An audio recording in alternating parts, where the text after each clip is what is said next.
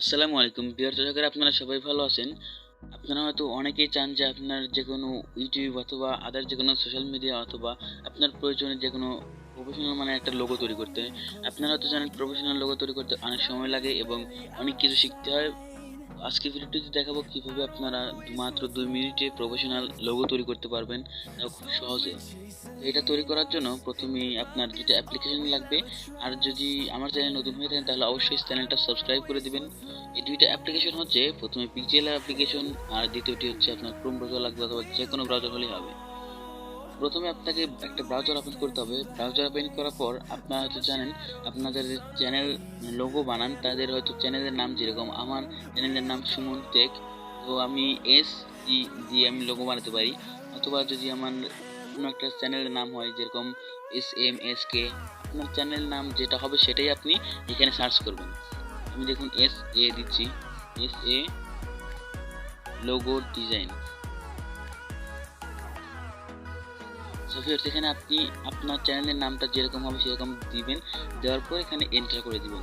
Enter করে দেওয়ার পর আপনার সামনে অনেকগুলো লোগো চলে আসবে। আপনি এখানে স্ক্রল করে এখানে গিয়ে আপনি অনেকগুলো চেঞ্জ করে পারবেন। এখানে ফন্ট আছে, এটা ফন্ট দিয়ে তৈরি করা। দেখুন অনেক অনেক ভালো ভালো কোয়ালিটির লোগো পেয়ে যাবেন এখানে সহজে। দেখুন এখানে অনেকগুলো আছে আরও। দেখুন এখানে অনেক ক্যাটাগরির লোক আছে। আপনি আপনার যেটা মন চায় সেটা এখান থেকে ক্লিক করে ডাউনলোড করে নেবেন। ডাবল ক্লিক করবেন, এটা ওপেন করবেন, ওপেন করার পর ডাবল ক্লিক করবেন, টেপ করে ধরে রাখবেন, ধরে রাখার পর এটা ডাউনলোড করে নেবেন। আমি আমার মন মতো কয়েকটা ডাউনলোড করে নিয়েছি। এখন আপনার কি একটা ছোট্ট একটা অ্যাপ্লিকেশন ইনস্টল করতে হবে, সেটা আপনি প্লে স্টোরে হয়তো পেয়ে যাবেন অথবা আপনার ফোনে ইনস্টল করা থাকতে পারে। তো আপনি প্লে স্টোর থেকে এই পিক্সেল অ্যাপ্লিকেশনটা ডাউনলোড করে নেবেন। পিক্সেল অ্যাপ্লিকেশনটা ডাউনলোড করে নেওয়ার পর এখানে পিক্সেল অ্যাপ্লিকেশনটা ওপেন করবেন। তারপর এখানে টেক্সট থাকবে, টেক্সটটা ডিলিট করে দেবেন। ডিলিট করে নেওয়ার পর আপনি যদি চান তাহলে আপনার পছন্দের মতো যে কোনো একটা ব্যাকগ্রাউন্ড আপনি এখানে নিতে পারেন, অথবা আপনি এটাই রাখতে পারেন।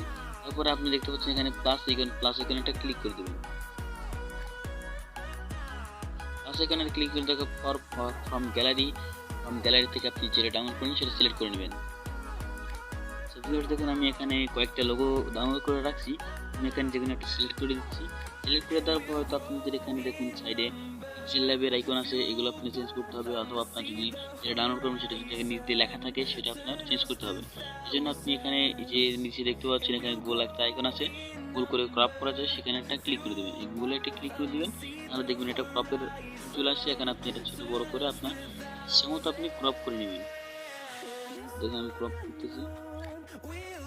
ক্রপ করা হয়ে গেলে আপনি চিহ্নতে ক্লিক করে দেবেন এবং এটা দেখতে পাচ্ছেন এটা আপনার চলে আসছে, লোগোটা খুব সুন্দরভাবে চলে আসছে। এখন আপনি এখানে দেখতে পাচ্ছেন এই যে মাঝে একটা অপশন আছে, এই যে এখানে একটা অপশন আছে, এটা একটা ক্লিক করে দেবেন। এটাতে ক্লিক করে দেওয়ার পর আপনি এখানে স্ক্রল করে এপাশে গেলে দেখতে পাবেন এখানে রিলেটিভ পজিশন নামে একটা অপশন চলে আসে। এখানে রিলেটিভ পজিশনে ক্লিক করে আপনি মাঝখানে দুইটা ট্যাপ করবেন, দেখবেন এটা মাঝখানে চলে আসছে।